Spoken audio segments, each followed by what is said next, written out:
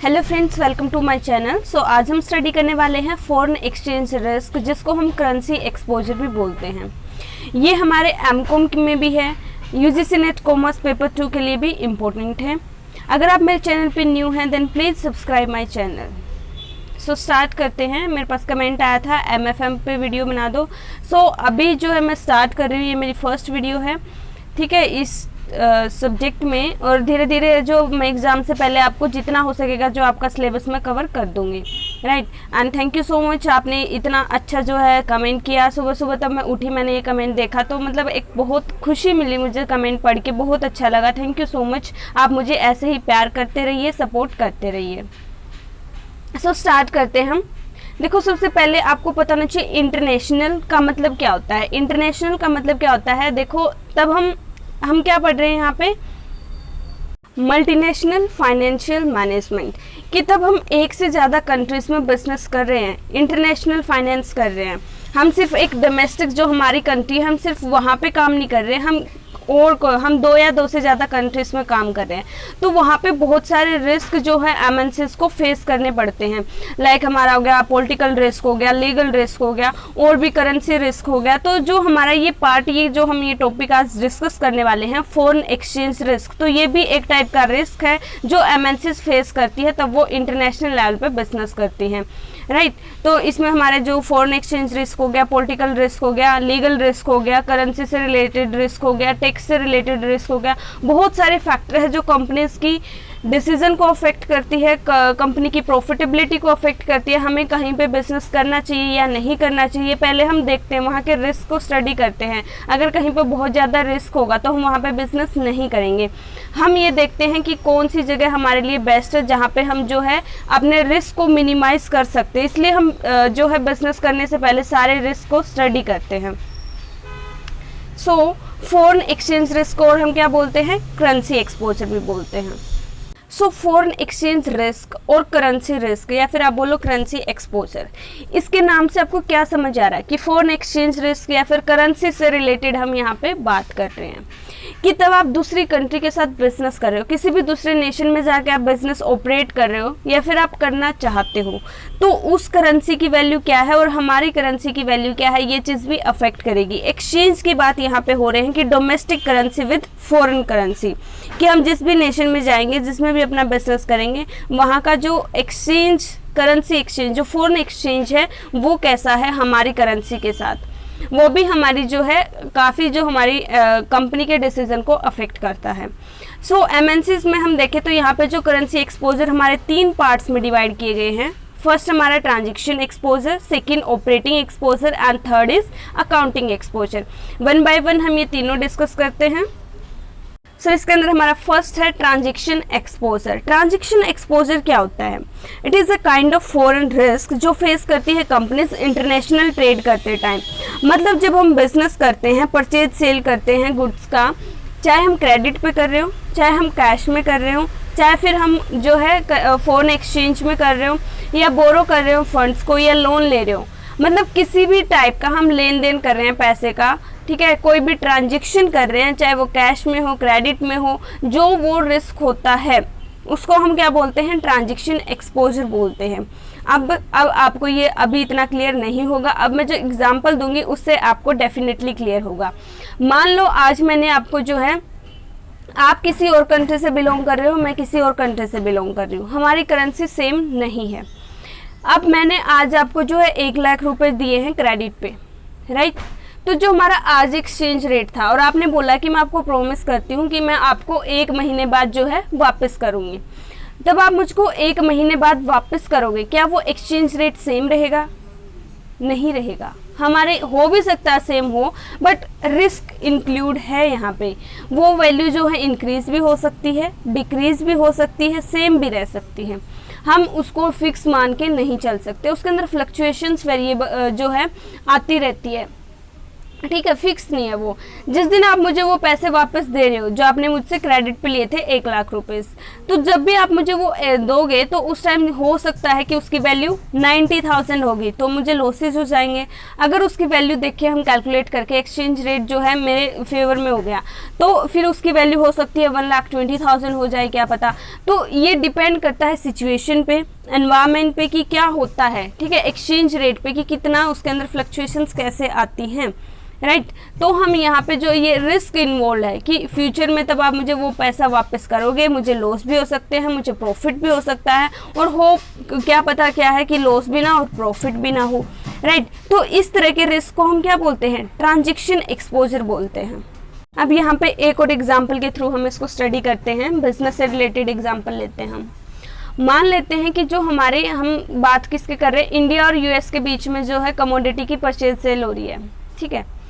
तो जो इंडिया वाले हैं, हम इंडिया वाले हैं, हमने क्या किया, हमने अपनी कमोडिटी बेची यूएस डॉलर में, यूएस को, जो कि 1,000 रुपये की थी, 1,000 रुपये उसका प्राइस रखा, और हमने जो उसका एक्सचेंज रेट रखा वो भी क्या रखा, यूएस डॉलर रखा, ठीक है। तब क्या था, जिस टाइम पे हमने वो चीज़ बेची थी उनको, उस टाइम हमारा इंडियन रुपीज़ स्ट्रॉन्ग था, एंड जिस दिन वो हमें वापस देगा, यानी जो हमारे डेटर्स थे उन्होंने वो चीज़ क्रेडिट पे ली थी, अब वो चीज़, तब वो हमारे डेटर बन गए थे, अब वो पैसा वापस देंगे हमें, तब वो पेमेंट करेंगे। बट उस टाइम क्या हो गया, इंडियन रुपीज़ वीक हो गया, तो इसके कारण जो हमें लॉस होगा, क्योंकि लॉस तो होगा, क्योंकि वो तो उतनी ही पेमेंट करेगा जितनी उसको करनी थी, वो ज़्यादा पेमेंट नहीं करेगा। वो अपने डॉलर के, अगर उसने $70 या फिर $1,000 में अगर वो खरीदी थी, वो $1,000 ही आपको देगा, चाहे आपका इंडियन रुपीज़ स्ट्रॉन्ग हो, चाहे आपका इंडियन रुपीज़ वीक हो, ना वो ज़्यादा देगा ना वो कम देगा। तो इसी रिस्क को हम क्या बोलेंगे, ट्रांजैक्शन एक्सपोजर बोलेंगे। और बिजनेस में जो है इस रिस्क पे डिपेंड करता है बहुत कुछ, इसके कारण हमें प्रॉफिट भी हो सकते हैं, लॉस भी हो सकते हैं, उसको हम कैसे ओवरकम कर सकते हैं। और जब भी हम बिजनेस करेंगे तो ये एक्सपोजर रहेगा ही रहेगा, क्योंकि एक्सचेंज रेट में फ्लक्चुएशन आती ही रहती हैं, कभी हमारे फेवर में भी हो सकता है, कभी हमारे फेवर में ना भी हो, ठीक है। तो ये हमें एनकाउंटर करना ही पड़ेगा कि किसी भी ट्रांजैक्शन में हमें बेनिफिट हो गया और किसी भी ट्रांजैक्शन में हमें लॉस भी हो सकता है। नेक्स्ट जो हमारा रिस्क आता है दैट इज ऑपरेटिंग एक्सपोजर। अब क्या है कि इसके अंदर क्या है कि कोई भी अनएक्सपेक्टेड चेंज आता है इन एक्सचेंज रेट्स, ऐसा चेंज जो आपने कभी सोचा भी ना हो कि हाँ भाई ऐसा भी हो सकता है, ऐसा कोई चेंज आ गया, तो उसका जो है डायरेक्ट इफेक्ट हमारा किस पे पड़ेगा, ऑपरेटिंग कैश फ्लोज पे उसका इफेक्ट पड़ेगा, एंड देन उसकी वजह से इफेक्ट पड़ेगा हमारी वैल्यू ऑफ द फर्म पे। तीन चीजें हमारी, unexpected change in exchange rate, then हमारा operating cash flows, and then हमारा वैल्यू ऑफ द फर्म। मतलब कि फ्यूचर में हमारे जो ऑपरेटिंग कैश फ्लोज हैं, ठीक है, हमारे बिजनेस के ऑपरेशंस हैं, लाइक वर्किंग कैपिटल वगैरह, डे टू डे ऑपरेशंस हैं जो हम करते हैं बिजनेस में, हम पैसा लगाते हैं, कैश फ्लोज कैलकुलेट करते हैं, फ्यूचर कैश फ्लो कैलकुलेट करते हैं।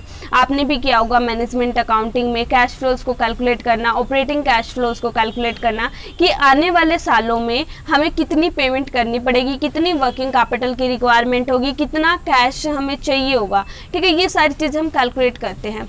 और अगर हमारे एक्सचेंज रेट में ही चेंज आ जाता है, ठीक है, इसके कारण अगर हमारे एक्सचेंज रेट में कोई भी फर्क आता है, कोई भी चेंज आता है, उसके कारण जो हमारी वैल्यू ऑफ फर्म है वो भी अफेक्ट होगी, ठीक है। मतलब फ्यूचर ऑपरेटिंग कैश फ्लो है, एक्सचेंज रेट में फर्क आएगा, कैश फ्लोज पे इम्पैक्ट पड़ेगा, उसकी वजह से हमारी वैल्यू ऑफ फर्म पे इफेक्ट पड़ेगा, ठीक है। तो जो भी अनएक्सपेक्टेड चेंजेस आते हैं, कुछ तो होते हैं कि हम एक्सपेक्ट करते हैं हाँ भाई जो थोड़ा बहुत तो चेंजेस आएंगे ही आएंगे, उसके जो एक्सपेक्टेड चेंजेस है उनके लिए हम खुद को प्रिपेयर करके रखते हैं कि ऐसी अगर सिचुएशन होगी तो हम ऐसे हैंडल कर लेंगे, ठीक है। बट जो बिल्कुल ही एकदम अनएक्सपेक्टेड चेंजेस आ जाते हैं वो उनको मतलब फेस करना थोड़ा सा मुश्किल हो जाता है, तो और उसकी वजह से हमारी फर्म की वैल्यू पे भी इम्पैक्ट पड़ता है, उसको हम क्या बोलते हैं, ऑपरेटिंग एक्सपोजर बोलते हैं। ये भी हमारे फेवर में भी हो सकता है और फेवर में नहीं भी हो सकता। देन हमारा इसके अंदर थर्ड आता है अकाउंटिंग एक्सपोजर। ये क्या है जी, हमारा अकाउंटिंग एक्सपोजर।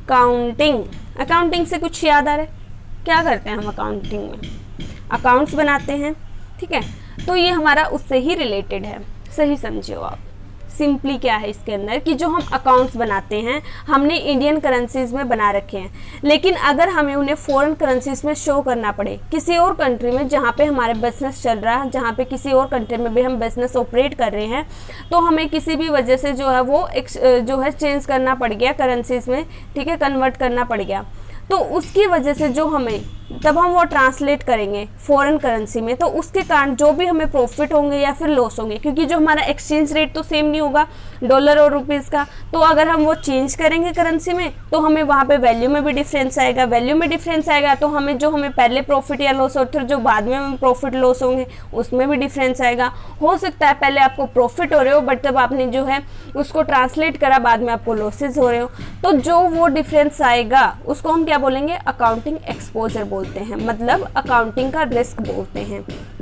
कि हमने अभी अपने अकाउंट को क्या किया है, कन्वर्ट किया है इंडियन करेंसी से लेकर किस में चेंज कर दिया हमने, यूएस की करेंसी में, रुपीज से डॉलर में, but and at the same point of time, अगर हम उसी टाइम की बात करें, ये नहीं कि आपने 2-3 साल बाद, उसी टाइम पे आपने जो है वो चेंज किया है, ठीक है, उसी टाइम की हम बात करें हैं, उस फॉरेन करेंसी में ट्रांसलेट करते हैं, कन्वर्ट करते हैं, तो हो सकता है हमें प्रॉफिट भी हो सकते हैं और लॉस भी हो सकते हैं, एंड उसी रिस्क को हम क्या बोलते हैं, अकाउंटिंग एक्सपोजर रिस्क बोलते हैं।